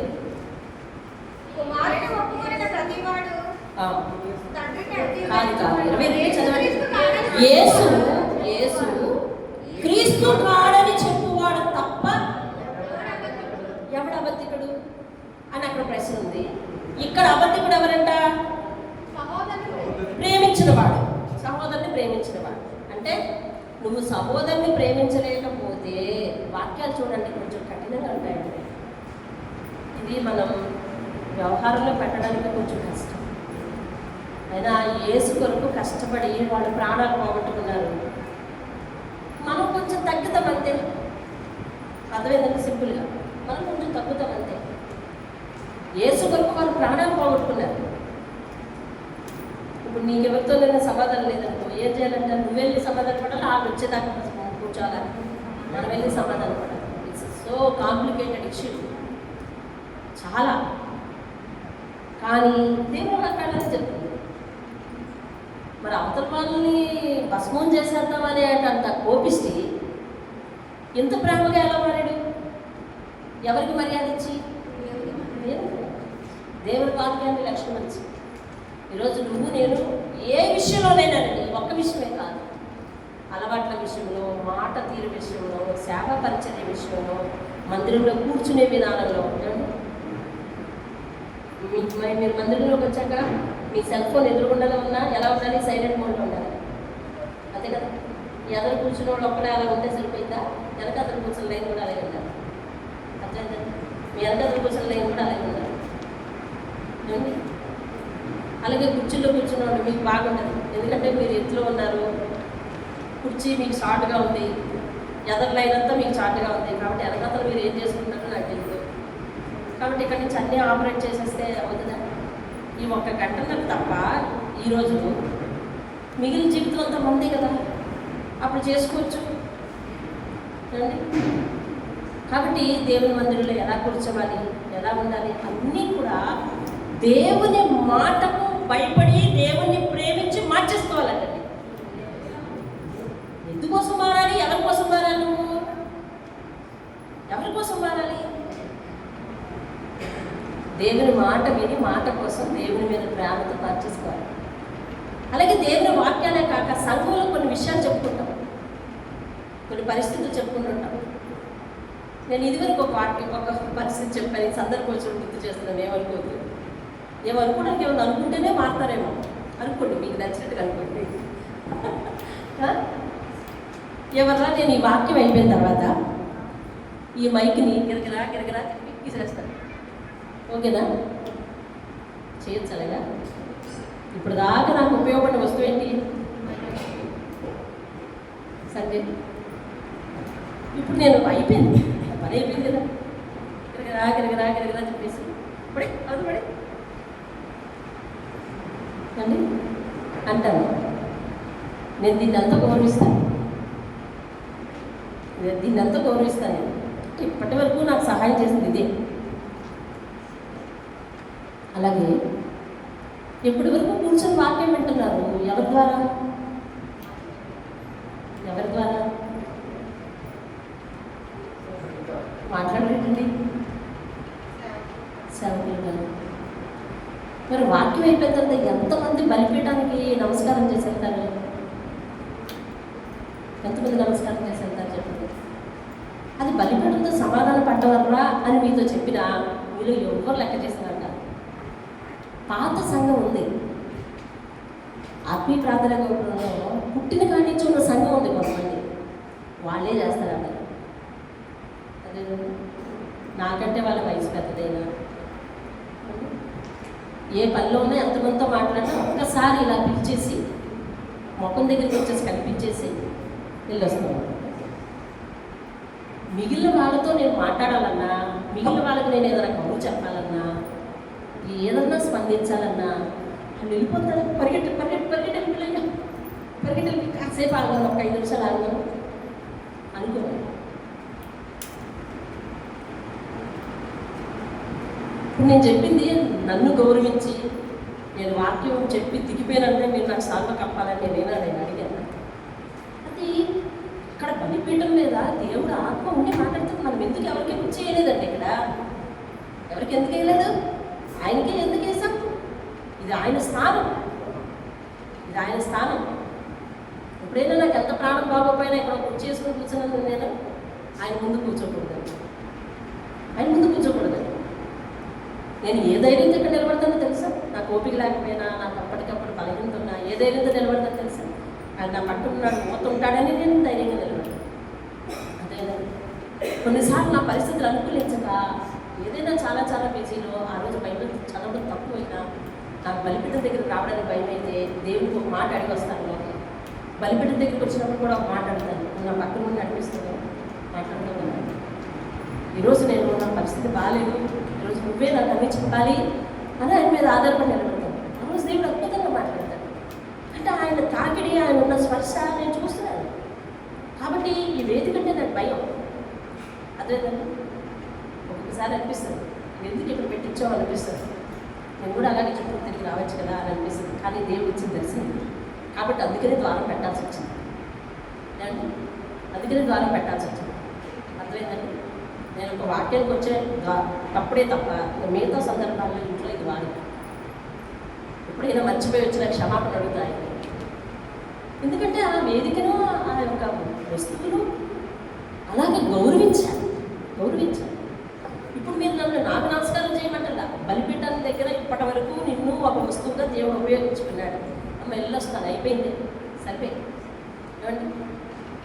ఇంక ఎన్నో పద్ధతులు, ఇలా కూర్చోకూడదు, అలా కూర్చోవాలి, ఇలా చేయకూడదు, అలా చేయాలి, ఇలా సమయానికి రావాలి, అలా ఎన్నిసార్లు మీరు విన్నారో అన్నిసార్లు మీరు దాన్ని జవదాడుతూనే ఉన్నారు. ఇప్పటికి కూడా స్టిల్ యోహాను అలా కాదు, ఒక్కసారి దేవుడు చెప్పాడు, అయ్యా నీ మీద ఉన్న ఆత్మ ఏంటో నీకు తెలియదు, నువ్వు ఎరగాలి. నీ మీద ఉన్న ఆత్మ మనిషి కుమారుడు అయిన యేసయ్య ఆత్మ ఇతరులను రక్షించడానికి వచ్చింది తప్ప నాశనం చేయడానికి రాలేదు. వదిలేశాడంతే. పగ, ప్రతీకారం, కక్ష, ఎవరైనా నో అని చెబితే వచ్చే ఉద్రేకం అన్నీ వదిలేశాడండి. అది ఒక దేవుని ప్రేమించేవాడు చేయగలరు. మిమ్మల్ని చూసి మీ వెనక్కి వచ్చేవారు, వాళ్ళని చూసి వాళ్ళ వెనక్కి వచ్చేవారు చేస్తారు. అంతేగాని ఆమె నన్ను కళ్ళు తెరిచేసరికి ఇక్కడి నుంచి ఒక 75 మంది మా ఆయన అయితే ఏమండి అలాగా కాదు. దేవుని మాటలు లక్ష్య పెట్టడం. చూడండి, ఆయనే మొదట మనల్ని ప్రేమించింది కనుక మనం ఆయన్ని ప్రేమించిన వారమై ఉన్నాము. ఎవడైనాను నేను దేవుని ప్రేమిస్తున్నానని చెప్పి తన సహోదరుని ద్వేషించిన యెడల అతడు అబద్ధికుడు. తాను చూచిన తన సహోదరుని ప్రేమింపని వాడు తాను చూడని దేవుణ్ణి ప్రేమించలేడు. అదే ప్రేమించలేడు. అది 3 ఉంది చూడండి. 3 ఎప్పుడు అని ఉంది. అసలు ఎలా ప్రేమించగలను అంటే ఎలా పరిపూర్ణం అవుతుంది అని అర్థం. కంప్లీట్ ఎలా అవుతుంది? కంప్లీట్ ఎలా అవుతుంది? ఒక మాట నాకు గుర్తులేదు, కానీ వీలైతే చూపించగలను. ఒకసారి కొలస్సీలు రాసిన పత్రిక రైట్, కొలస్సీలు రాసిన పత్రిక 12వ వచనాన్ని నేను చదువుతున్నాను వినండి. ఇది 3వ అధ్యాయం 12. కొలస్సీలకు 3:12 నేను చదువుతున్నాను, మీరు వినండి శ్రద్ధగా. కాగా వచ్చారా? పేజ్ నెంబర్ 184, పేజ్ నెంబర్ 184, 12వ వచనం, 3వ అధ్యాయం 12వ వచనం. కాగా ఇది ఒకసారి కాలనీలో మాట్లాడాడండి, కాలనీలో మాట్లాడాడు ఈ వాక్యంతో. మీకు గుర్తుంటాను, కాలనీకి వచ్చిన వాళ్ళు గుర్తుంటారు. కాగా దేవుని చేత ఏర్పరచబడిన వారును, అంటే మనందరం దేవుని చేత ఏర్పరచబడ్డామా? పరిశుద్ధులను ప్రియులము అని అనిపించుకోవాలంటే వారికి తగినట్లుగా ఎలా ఉండాలని తెలుసా? జాలిగల మనస్సు, దయాళత్వము, దయ దయ దయ ఎవరి మీద కలిగి ఉంటామో తెలుసా? అనెలిజిబుల్ పర్సన్ మీద. అంటే ఆ దయకు వాళ్ళు అర్హులు కాదు. దయ చూపించు, అర్థమైందండి? అంటే మేలు చేసిన వారికి మేలు చేయడం అది దయ కాదు. వాళ్ళు మనకు ఎందుకు ఉపయోగపడకపోయినా, మనకు హాని చేసినా ఇటు నుంచి వెళ్ళటం అది దయ. అర్థమవుతుంది? దయ, దయాళత్వమును, వినయమును, సాత్వికమును, దీర్ఘశాంతమును ధరించుకున్నది. ఎవడైనను తనకు హాని చేసినని ఒకడు అనుకుని ఎడల, ఈ పాయింట్ మీరు అర్థం చేసుకోండి. ఎవరైనా మీకు హాని చేశారనుకోండి, మీకు ఎవరైనా హాని చేశారనుకో, ఇప్పుడు ఏం చేయాలంట? ఒకరిని ఒకడు సహించుచు, ఒకరిని ఒకడు క్షమించుడి. ఇప్పుడు ఇందులో ఒకరిని ఒకరు క్షమించుకునే ముందు ఎవరో ఒకడే కదా ఫస్ట్ స్టెప్ వేయాలి, అవును కదా? అది ఎవరయ్యాలి? మత్తయి సువార్తలో చెప్పాడు ఎవరయ్యాలో. నువ్వు ప్రార్థన చేయడానికి వస్తావా? ప్రార్థన చేయడానికి మీ ఇంట్లో కూర్చుంటావా? అప్పుడు నీకు అది కానీ గుర్తొస్తే ప్రార్థన ఆపేసేది సమాధానం పడాలంటాడు. అది ఎవరయ్యాలి అంటే అది అక్కడ ఉంది సమాధానం. అంటే మనం ప్రార్థన చేసేవాళ్ళం అయితే ఖచ్చితంగా మనం వేయాలి. అది ప్రార్థన చేసేవారు గుర్తుంచుకోవాల్సిన ఫస్ట్ పాయింట్ అనమాట. అది ఇక్కడ ఎవరు అని రాయలేదు, ఒకరిని ఒకడు అన్నారంటే వీళ్ళు వాళ్ళని చేయాలి. కానీ ఆ ఒక్కడు ఎవరు? మొట్టమొదటి ఎవరికి స్టెప్ వేయాలి కదా. ఆ ఒక్కడు ఎవరంటే వాళ్ళు ఎవరు? ప్రార్థన చేయడానికి బలిపీఠం దగ్గరికి వచ్చేవాడు. బలిపీఠం అంటే నీ ఇంట్లో బలిపీఠం ఉంటుంది కదా, నీకు ప్రార్థన చేయడానికి ఉండదా? మీ ఇంట్లో ప్రార్థన చేయడానికి ఒక స్థలం ఉందా? అది బలిపీఠం. అక్కడికి వెళ్ళినప్పుడు గుర్తొస్తాయి కనుక నువ్వు వేయాలి ముందు స్టెప్. ఒకరిని ఒకడు ఏం చేయాలంట? సహించుచు, ఒకరినొకడు క్షమించుడి, ప్రభువు మిమ్మును క్షమించులాగున మీరును క్షమించుడి. ప్రభువు మనల్ని క్షమించాడంట, మనం కూడా ఏం చేయాలంటే క్షమించాలంట. వీటన్నిటిపైన పరిపూర్ణతకు అనుబంధమైన కంప్లీట్నెస్ కావాలి అంటే ప్రేమను ధరించుకోండి. దేవుని అంటే ఇప్పుడు ఆ ప్రేమ కోసమే యోహాను సబ్జెక్టుగా తీసుకుని మొత్తం యోహాను పత్రిక అంతా రాస్తారు. ఆ ప్రేమ కంప్లీట్ అవ్వాలంటే ఆ ప్రేమే. ఇప్పుడు మనం చదివిన వాక్యం చదవండి, ఏదమ్మా చదువుబాబు 4:20. ఎవడైనా దేవుని ప్రేమించుచున్నానని చెప్పి తాను సహోదరుని ద్వేషించిన ఎడల అతడు అబద్ధికుడగును. తాను చూచిన తన సహోదరుని ప్రేమింపని వాడు తాను చూడని దేవుణ్ణి ఎట్లు ప్రేమింపగలడు? ఎందుకు అర్థం కదా? ఎలా ప్రేమింపగలడు? దేవుణ్ణి ప్రేమించేవాడు తన సహోదరుని కూడా ప్రేమింపవలన ఆజ్ఞ ఎందుకు పాటించాలి మనము అంటే అది ఆయన వల్లే పొందాము కాబట్టి. దేవుని స్తోత్రం. ఒకసారి యేసయ్య దగ్గర శిష్యులందరూ ఉండి, అయ్యా ఆజ్ఞలో ప్రధానమైన ఆజ్ఞ ఏంటి అని అడిగాడు. ప్రధానమైన ఆజ్ఞ ఏంటి అని అంటే ఆయన చెప్పాడు. ఏమని చెప్పాడు? నీ దేవుడైనా ప్రభువును నీవు పూర్ణ మనస్సుతో పూర్ణ ఆత్మతో ప్రేమించవలనది. రెండవది మరి ఒకరినొకడు ప్రేమించుకోవాలి, నిన్ను వల్ల నీ పొరుగు వారిని ప్రేమించవలను. ఆయన ఏమో ప్రధానమైన ఆజ్ఞ ఒకటే సింగిల్ చెప్పు అంటే ఈయన డబుల్ చెప్పి దాన్ని ఏమంటున్నాడు తెలుసా? అదే ప్రధానమైన ఆజ్ఞ అంటున్నాడు. చెప్పింది ఎన్ని? 2. మీరు ఆ లేఖనాలు కావాల్సిన జాగ్రత్తగా గమనించుకోండి. వాక్యాన్ని గ్రహిస్తేనే, వాక్యాన్ని జాగ్రత్తగా పరిశీలిస్తేనే వాక్యంలో ఉన్న సత్యం బయటపడుతుంది. వీళ్ళు వచ్చి అడిగారు, ఒకటి ప్రధానమైన ఆజ్ఞ చెప్పు అన్నాడు.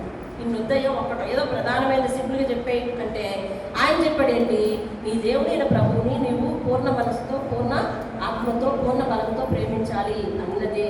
అలాగే నిన్ను వలే నీ పొరుగు వారిని ప్రేమించవలన అనేది రెండవది అన్నాడు అక్కడ. మొదటిది రెండవది అని చెప్పి అప్పుడు రెండయ్యాయి కదా. ఇవే ఆజ్ఞలన్నింటిలో ప్రధానమైన ఆజ్ఞ అన్నాడు. అంటే అర్థం ఏంటి, అటు దేవుణ్ణి ఎలాగో పూర్ణ మనసుతో, పూర్ణ వివేకంతో, పూర్ణ బలముతో సేవిస్తావో, దేవుడు నీ పొరుగు వ్యక్తిని క్షమించి సేవిస్తేనే అది నిజమైన సేవ. లేకపోతే అక్కడ పూర్ణ మనసు కంప్లీట్ అవ్వదు. అమ్మ బాబా ఎంత మెంతులుంటే ఈ భక్తి మనకి అలా అన్నీ బాబు మనం చేయగలవా? చేయాలి. అదండి, ఇది ఆత్మీయ పోరాటం అంటారు. ఇక్కడ స్పిరిచువల్ వార్ఫేర్ జరుగుతుంటుంది ఎప్పుడు అంటే, అటు అపవాదితో యుద్ధం జరుగుతుంది, మనసులో యుద్ధం జరుగుతుంటుంది, దేవునితో సన్నిహితమైన సంబంధం ఏర్పాటు చేసుకోవడం కోసం లోకంతో అపవాదితో పోరాటం. ఇక్కడ అక్కడ లేదు పోరాటం, అక్కడ పోరాటం. ఇక్కడ ఆత్మీయ యుద్ధం, పోరాటం, స్పిరిచువల్ వార్ఫేర్ అంటారు. ఆత్మీయ యుద్ధం జరుగుతుంది. ఈ యుద్ధంలో మనం ఓడిపోకుండా పరిశుద్ధాత్మ మేలు చేస్తాడు.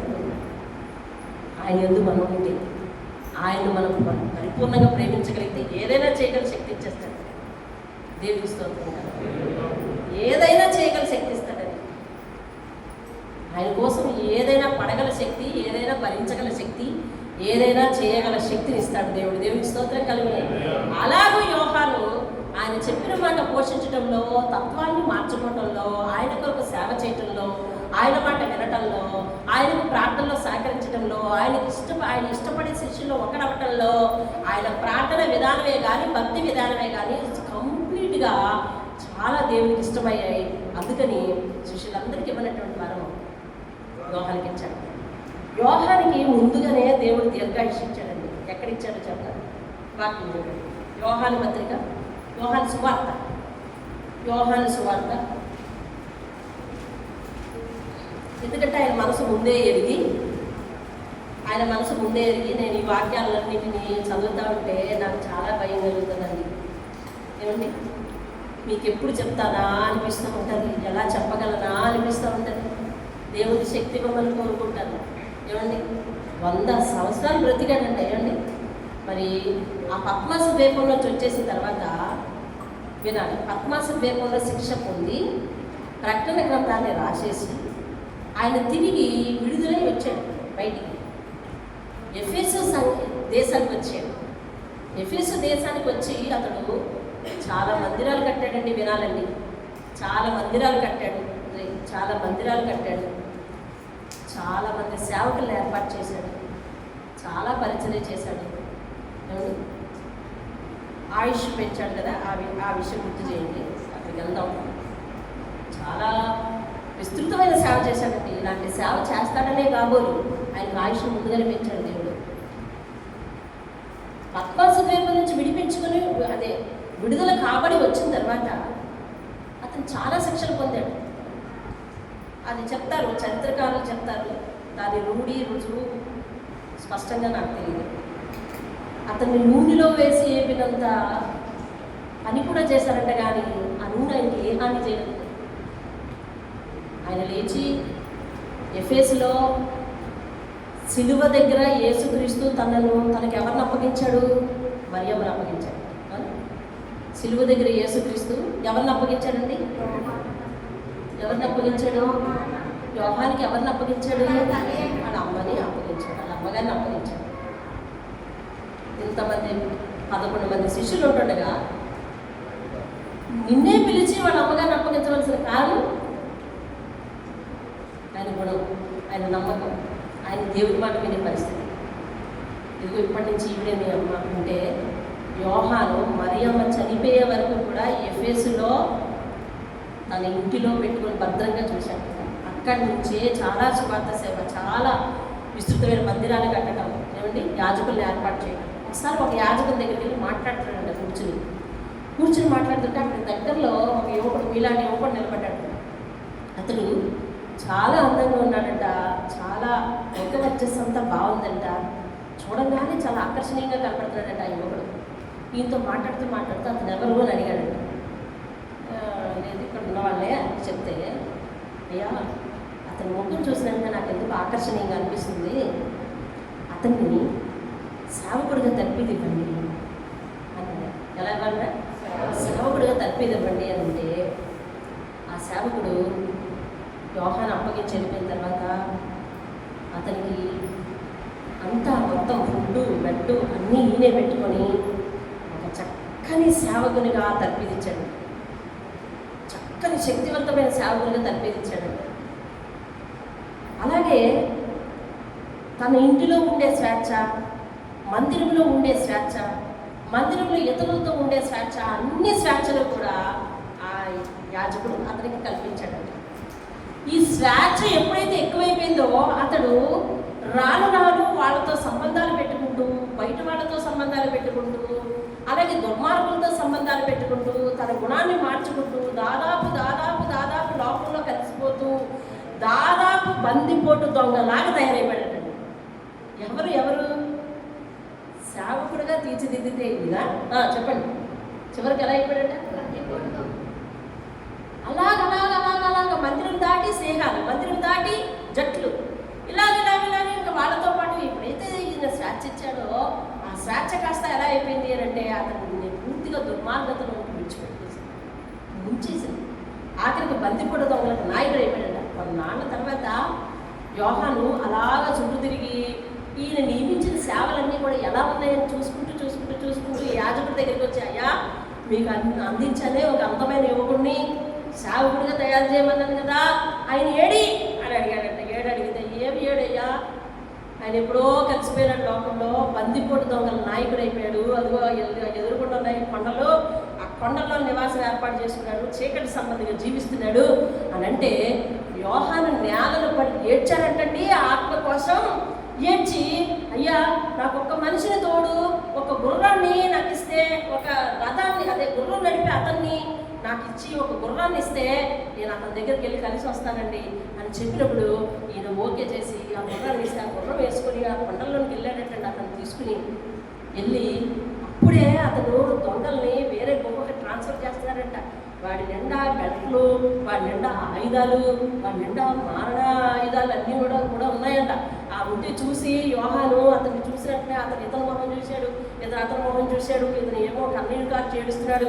అతను మాత్రం చాలా ధీరుల్లాగా ఇలా నిలబడి ఇక వీళ్ళందరినీ అటు ఇటు చూసి పారిపోదామని ప్రయత్నిస్తున్నాడు, తిరగబడదామని ప్రయత్నిస్తున్నాడు, దౌర్జన్యం చేద్దామని ప్రయత్నిస్తున్నాడు. అప్పుడు యోహాను 2 చేతులు ఎత్తి నమస్కారం చేసి, నాయన నువ్వు దేవుని బిడ్డవు, ఆయన యొక్క సిలువ రక్తంతో కడగబడ్డవాడు, నువ్వు ఇలా ఉండకూడదు, నీ పరిస్థితి ఇలా అవ్వకూడదయ్యా, నీకోసం నేను ప్రాణమైనా పెడతాను, దయచేసి ఆ చీకటి కోపు నుంచి బయటకు వచ్చే బాబు నీ కాళ్ళు పట్టుకుంటాను అని బ్రతిమిలాడి ఏడ్చి మోకాళ్ళ మీద పడిపోతే ఆ ఏడుపులో ఆయన మనసు కలిగిపోయిందంటండి.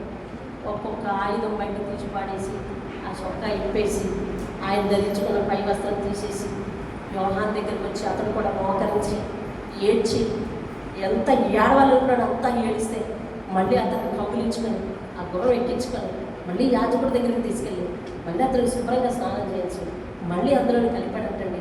ఎంత గొప్ప ఓర్పుండాలో ఒక ఆత్మరక్షణ. ఇలాంటి సేవ చేస్తాడని కావాలి దేవుడు ఆయనకు ఆయుష్ ఇచ్చాడు. అంటే ఇప్పుడు ఆ రోజు ఇల్లు ఇవ్వను, ప్రభువుకి ఇల్లు ఇవ్వనంటే ఆయన ఏం చేయాలన్నాడు? అగ్ని ఆకాశాన్ని దింపేద్దామంటే దింపేసి భస్మం చేసేద్దాం ఇంటిని కూడా అన్న వాడు ఒక బందిపోటు దొంగ. అరే ఇన్ని అవకాశాలు ఇస్తే అది మారిపోతాడా?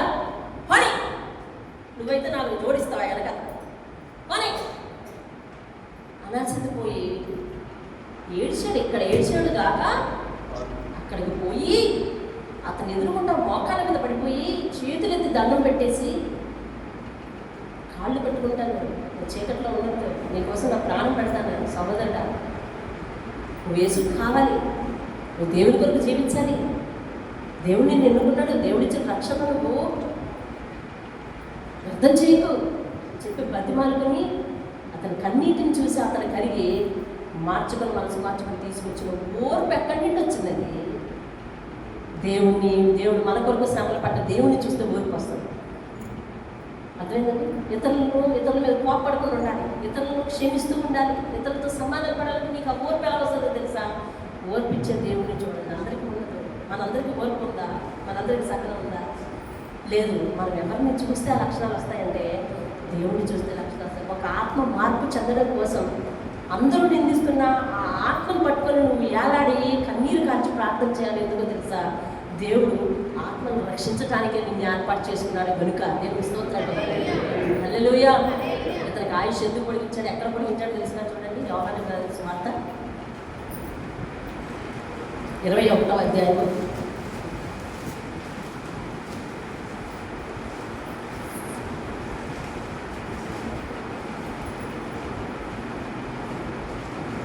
21వ అధ్యాయం 18వ వచనాన్ని నేను చదువుతున్నాను.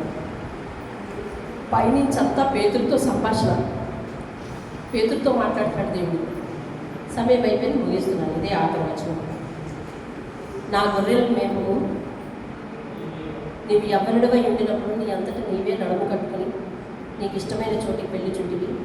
నీవు ముసలివాడైనప్పుడు నీ చేతులు నువ్వు చాచదువు, వేరొకడు నీ నడుము కట్టి నీకు ఇష్టము కాని చోటికి నిన్ను మోసుకొని పోవును అని నీతో నిశ్చయముగా చెప్పుచున్నానని అతనితో చెప్పాడు. పేతురుతో చెప్పాడు, నీకు ఇష్టం కాని చోటకి నేను తీసుకొని వెళ్ళిపోతాను అని. అంటే నువ్వు నా కొరకు హతసాక్షిగా మారతావు అని అర్థం అన్నమాట. 19వ వచనం. అతడు ఎట్టి మరణము వలన దేవుని మహిమపరచెనో దాన్ని సూచించి ఆయన ఆ మాట చెప్పాను. ఎవరి కోసం సూచించాడు ఇది? పేతురు కోసం. పేతురు కోసం. పేతురు పక్కనే ఎప్పుడు ఎవరుంటారు? యోహాను ఉంటాడు. ఇప్పుడు పేతురు 20వ వచనం. పేతురు వెనక్కి తిరిగి యేసు ప్రేమించిన వాడును భోజన పంక్తిని ఆయన రొమ్మున ఆనుకుని ప్రభువా నిన్ను అప్పగించువాడు ఎవడని అడిగాడు. చూసారా? వాడును ఆయన శిష్యుడు తమ వెంట వచ్చుట చూచి పేతురు అతను చూచి ప్రభువా ఇతడు ఎలా చచ్చిపోతాడు చెప్పు అడిగాడు. అంతే.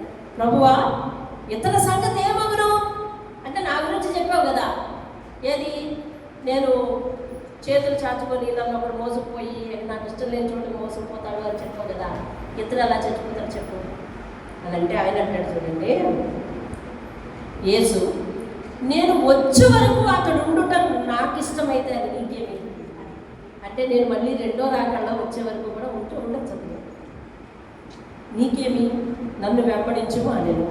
కాబట్టి ఆ శిష్యుడు చావడు అని మాట సహోదరులో ప్రచురమాయను.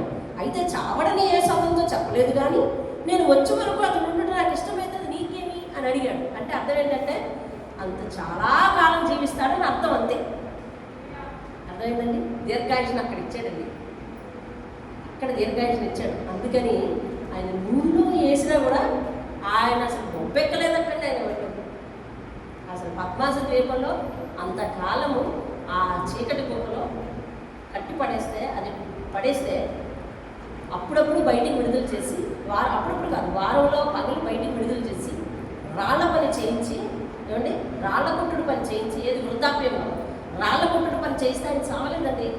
ఇంకా నానా రకాల శిక్షలు పెట్టారని చెప్తారు. ఏది చేసినా ఆయన చాలా ఎత్తైన ప్రదేశం మీద తీసుకు కిందకు తోసారంటండి, అయినా అతను చావలేదండి. నేను వచ్చే వరకు ఆయన నేను ఉండటం నీకు ఇష్టం, నాకు ఇష్టమైతే నీకేమన్నాడంటే దాన్ని బట్టి వీళ్ళు అనుకున్నారు, దేవుడు రెండో రాకుండా వచ్చే వరకు నీకు చచ్చిపోడు అసలు అని అనుకున్నారు. కానీ అది దీర్ఘాయుష్, దేవుని స్తోత్రం. అంటే రానున్న రోజుల్లో ఇంత బలంగా బ్రతుకుతాడు కాబట్టి, ఇంత క్షమాపణ కలిగి ఉంటాడు కాబట్టి, దేవుని ప్రేమను ఉద్దేశించి పరిచయం చేస్తాడు కాబట్టి, దేవుని దర్శనాన్ని పొందుకొని దేవుడు భవిష్యత్తులో చేయబోయే అంతం గురించి ఆయనకే చూపించాలి కాబట్టి దేవుడు ఆయనకు దీర్ఘాయుష్ ఇచ్చాడండి. యేసు అంతగా ప్రేమించాడు అని అంటే యోహాను ఎంత ప్రార్థనా జీవితం కలిగి ఉన్నాడు కదా. దేవునికి స్తోత్రం. హల్లెలూయా. ఈరోజు మనం ప్రార్థిద్దాం. మనం ప్రార్థన ద్వారా దేవునికి దగ్గరగా అవుతాము.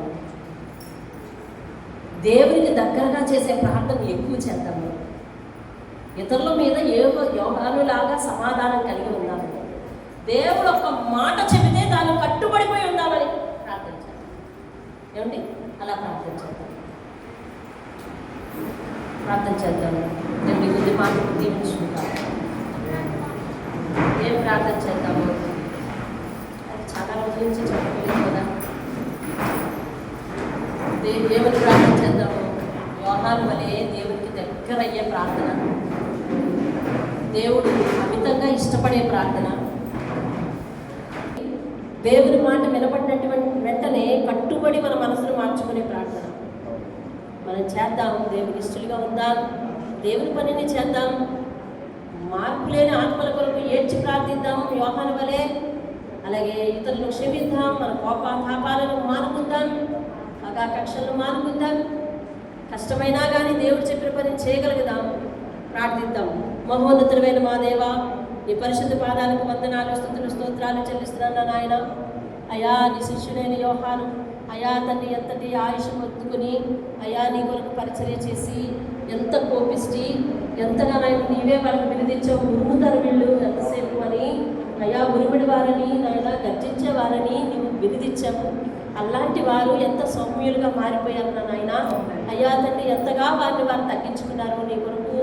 అయ్యా తండ్రి చనిపోయేవారుగా, నీ కొరకు శిక్షలు అనుభవించేవారుగా అయ్యా తండ్రి నాయన ఎంతగా తగ్గించుకున్నారు. మార్పు లేని ఆత్మల కొరకు ప్రేమించే అయ్యా తత్వం ప్రభువ. అయ్యా తండ్రి నాయన ఒక సహోదరునికి అన్ని సౌకర్యాలు కల్పించిన అతను భ్రష్టుడైపోయాడని అతన్ని వెతుక్కుని వెళ్ళే ఓర్పు, సహనం అయ్యా అతనిలోనికి వచ్చిన తీరు ఇదంతా ప్రార్థన జీవితం వల్లే కదా అని మీరు మాట్లాడారు.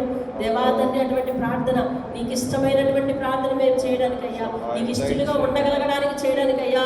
అయ్యా మాలో ఆ లక్షణాన్ని మీరు నచ్చి మమ్మల్ని ఇష్టపడే విధంగా మేము మారడానికి అయ్యా, మీ మాట వినినట్టనే అయ్యా తండ్రి ఏదైతే మాట వింటున్నామో, ఏదైతే వాక్యం వింటున్నామో, ఏదైతే పద్ధతి వింటున్నామో అయ్యా దానికి లోబడే స్థితి ప్రభువా మాకు దయచేయండి.